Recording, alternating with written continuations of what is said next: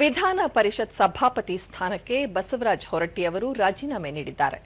ಈ ಕುರಿತು ಅಧಿಸೂಚನೆ ಹೊರಡಿಸಿರುವ ವಿಧಾನ ಪರಿಷತ್ ಸಚಿವಾಲಯ ಇಂದು ಸಭಾಪತಿ ಸ್ಥಾನಕ್ಕೆ ಬಸವರಾಜ ಹೊರಟ್ಟಿ ಅವರು ರಾಜೀನಾಮೆ ನೀಡಿದ್ದು, ವಿಧಾನ ಪರಿಷತ್ತಿನಲ್ಲಿ ಸಭಾಪತಿ ಸ್ಥಾನ ತೆರವಾಗಿದೆ ಎಂದು ತಿಳಿಸಿದೆ.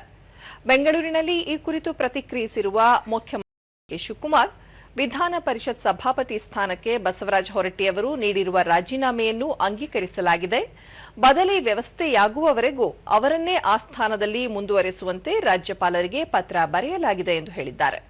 ಪ್ರಸಕ್ತ ರಾಜಕೀಯ ಬೆಳವಣಿಗೆ ಗಮನದಲ್ಲಿಟ್ಟುಕೊಂಡು ಬಸವರಾಜ ಹೊರಟ್ಟಿ ತಮ್ಮ ರಾಜೀನಾಮೆ ನೀಡಿದ್ದಾರೆ. ಅವರು ದೇಶದ ವಿಧಾನ ಪರಿಷತ್ ಇತಿಹಾಸದಲ್ಲಿ ಅತ್ಯಂತ ಹಿರಿಯ ನಾಯಕರು ಎಂದು ತಿಳಿಸಿದರು.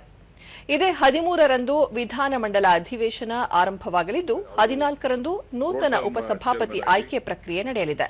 ಆನಂತರ ಸಭಾಪತಿ ಚುನಾವಣೆ ನಡೆಯಲಿದೆ ಎಂದು ತಿಳಿಸಿದರು. ಅವತ್ತು ಸಾಯಂಕಾಲನೇ ಕೌನ್ಸಿಲ್ ಚೇರ್ಮನ್ ಆಯ್ಕೆ ಮಾಡುವಂತ ಪ್ರಕ್ರಿಯೆಯನ್ನ ನಾವು ಇಟ್ಕೊಂಡಿದ್ದೇವೆ. ಎಲ್ಲ ಕಾರ್ಯದರ್ಶಿ ಆಗ್ತದೆ. ಕಾರ್ಯದರ್ಶಿ ಆಗಲೇ ನೋಟಿಫಿಕೇಶನ್ ಹೊರಡಿಸಲಾಗಿದೆ. ಸೊ ನನಗೆ ಫೈಲ್ ನನಗೆ ಬಂದಿದ್ದೀಗ ನಾನು ಗವರ್ನರ್ಗೆ ಬರೆದು ಗವರ್ನರ್ದಿಂದ ಅವರಿಗೆ ಕಂಟಿನ್ಯೂ ಮಾಡಕ್ಕೆ ನಾನು ರೆಕಮೆಂಡ್ ಮಾಡಿ. ಇದಕ್ಕೂ ಮುನ್ನ ವಿಧಾನಸೌಧದಲ್ಲಿ ಮುಖ್ಯಮಂತ್ರಿ ಡಿಕೆ ಶಿವಕುಮಾರ್ ಅವರು ವಿಧಾನ ಪರಿಷತ್ ಸಭಾಪತಿ ಬಸವರಾಜ ಹೊರಟ್ಟಿ ಅವರೊಂದಿಗೆ ಚರ್ಚೆ ನಡೆಸಿದರು. ಬಳಿಕ ಡಿಕೆ ಶಿವಕುಮಾರ್, ಸಭಾಪತಿ ಉಪಸಭಾಪತಿ ಆಯ್ಕೆ ನಂತರ ಎಲ್ಲ ಸದಸ್ಯರಿಗೆ ಕೃತಜ್ಞತೆ ಸಲ್ಲಿಸುವ ಇಚ್ಛೆಯನ್ನು ಬಸವರಾಜ ಹೊರಟ್ಟಿ ಅವರು ಹೊಂದಿದ್ದಾರೆ. ಅವರ ಭಾವನೆಯನ್ನು ಗೌರವಿಸುತ್ತೇವೆ ಎಂದರು. ಖಾತೆ ಹಂಚಿಕೆ ವಿಳಂಬಕ್ಕೆ ಪ್ರತಿಕ್ರಿಯಿಸಿ, ಈ ಬಗ್ಗೆ ಸದ್ಯದಲ್ಲೇ ನಿರ್ಧಾರ ಕೈಗೊಳ್ಳಲಾಗುವುದು ಎಂದರು. ಎರಡು ತರ ಆಪ್ಷನ್ಸ್ ಇದೆ. ಅದಕ್ಕೆ ಅವರು ಏನ್ ಹೇಳ್ತಾರ ಅವರು ರಾಜೀನಾಮೆ ಕೊಡಕ್ಕೆ ಅವರು ತಯಾರಿದ್ದಾರೆ.